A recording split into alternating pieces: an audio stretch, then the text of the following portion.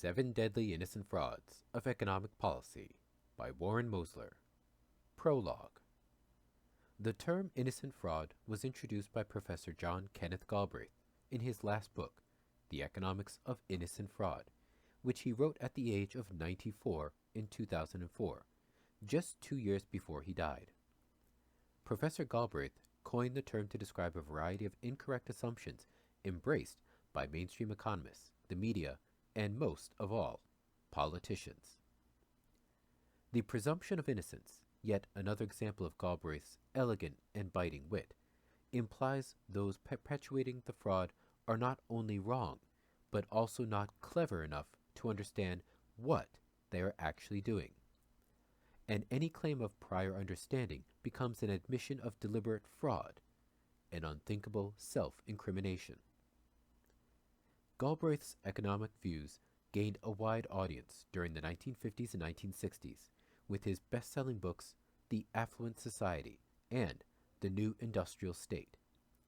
He was well connected to both the Kennedy and Johnson administrations, serving as the United States ambassador to India from 1961 until 1963, when he returned to his post as Harvard's most renowned professor of economics. Galbraith was largely a Keynesian, who believed that only fiscal policy can restore spending power. Fiscal policy is what economists call tax cuts and spending increases, and spending in general is what they call aggregate demand.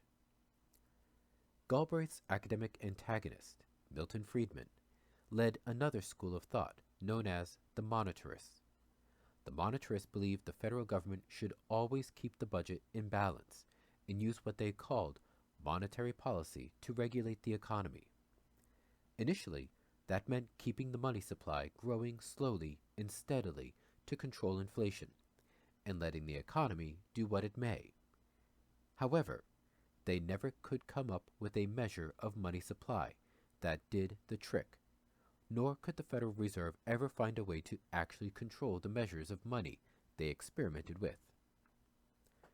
Paul Volcker was the last Fed chairman to attempt to directly control the money supply, after a prolonged period of actions that merely demonstrated what most central bankers had known for a very long time, that there was no such thing as controlling the money supply. Volcker abandoned the effort. Monetary policy was quickly redefined as a policy of using interest rates as the instrument of monetary policy rather than any measures of the quantity of money, and inflation expectations moved to the top of the list as the cause of inflation, as the money supply no longer played an active role. Interestingly, money doesn't appear anywhere in the latest monetarist mathematical models that advocate the use of interest rates to regulate the economy. Whenever there are severe economic slumps, politicians need results in the form of more jobs to stay in office. First, they watch as the Federal Reserve cuts interest rates, waiting patiently for the low rates to somehow kick in. Unfortunately, interest rates never seem to kick in. Then, as rising unemployment threatens the re-election of members of Congress and the President, the politicians turn to Keynesian policies of tax cuts and spending increases. These policies are implemented over the intense objections and dire predictions of the majority of central bankers and mainstream economists. It was Richard Nixon who famously declared during the double-dip economic slump of 1973, "We are all Keynesians now." Despite Nixon's statement, Galbraith's Keynesian views lost out to the monetarists when the great inflation of the 1970s sent shockwaves through the American psyche. Public policy turned to the Federal Reserve and its manipulation of interest rates as the most effective way to deal with what was coined stagflation, the combination of a stagnant economy and high inflation. I entered banking in 1973 with a job collecting delinquent loans at the Savings Bank of Manchester in my hometown of Manchester, Connecticut. I was the bank's portfolio manager by 1975, which led to Wall Street in 1976, where I worked on the trading floor until 1978. Then I was hired by William Blair and Company in Chicago to add fixed income arbitrage to the corporate bonds department. It was from there that I started my own fund in 1982. I saw the great inflation as cost-push phenomena driven by OPEC's pricing power. It had every appearance of a cartel setting ever higher prices which caused the great inflation, and a simple supply response that broke it. As OPEC raised the nominal price of crude oil from $2 per barrel in the early 1970s to a peak of about $40 per barrel approximately 10 years later, I could see two possible outcomes. The first was for it to somehow be kept to a relative value story, where U.S. inflation remained fairly low and paying more for oil and gasoline simply meant less demand and weaker prices for most everything else, with wages and salaries staying relatively constant.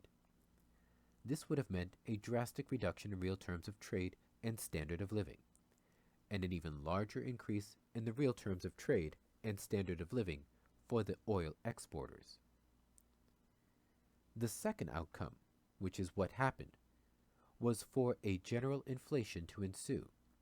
So while OPEC did get higher prices for its oil, they also had to pay higher prices for what they wanted to buy, leaving real terms of trade not all that different after the price of oil finally settled between $10 and $5 per barrel, where it remained for over a decade. From where I sat, I didn't see any deflationary consequences from the tight monetary policy. Instead, it was the deregulation of natural gas in 1978 that allowed natural gas prices to rise, and therefore natural gas wells to be uncapped. U.S. electric utility companies then switched fuels from high-priced oil to what was still lower-priced natural gas. OPEC reacted to this supply response by rapidly cutting production in an attempt to keep prices from falling below $30 per oil barrel. Production was cut by over 15 million barrels a day, but it wasn't enough, and they drowned in the sea of excess world oil production as electric utilities continued to move to other fuels. This book is divided into 3 sections. Part 1 immediately reveals the 7 innocent frauds that I submit are the most embedded obstacles to national prosperity. They are presented in a manner that does not require any prior knowledge or understanding of the monetary system, economics, or accounting. The first 3 concern the federal government's budget deficit. The 4th addresses Social Security, the 5th international trade, the 6th savings and investment, and the 7th returns to the federal budget deficit. The last chapter is the core message. Its purpose is to promote a universal understanding of these critical issues facing our nation. Part 2 is the evolution of my awareness of these 7 deadly innocent frauds during my more than 3 decades of experience in the world of finance.